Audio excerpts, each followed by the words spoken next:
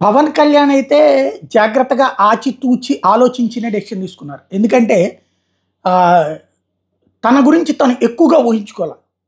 తన బలంతో తను గెలవడం కష్టమని భావించారు. తన బలంతో జగన్‌ని కొట్టడం కష్టమని భావించారు. అందుకనే జగన్‌ని గద్దె దించాలంటే చంద్రబాబు ద్వారా దించితే జగన్ ప్లేస్ తను ఆక్యుపై చేసుకోవాలనుకుంటున్నారు. మరి అది సాధ్యమా కాదా అన్నది పక్కన పెడితే, ఆయనకి ఏంటి లెక్కంటే 2009లో ప్రజారాజ్యం అప్పుడు 285 స్థానాలు పోటీ చేస్తే 18 గెలిచింది. 2019లో రాష్ట్రం విడిపోయాక 137 స్థానాల్లో జనసేన పోటీ చేస్తే ఒక్కటి గెలిచింది.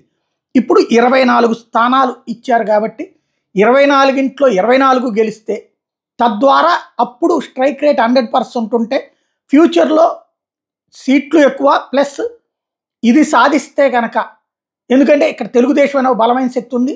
మోడీ అనేటువంటి ఆయన ఆశీస్సులు ఉన్నాయని చెప్తున్నారు కాబట్టి ఈ బేసిస్ మీద వెళ్తే అప్పుడు సాధిస్తే నెక్స్ట్ ట్రిప్ జగన్ పని అయిపోతుంది.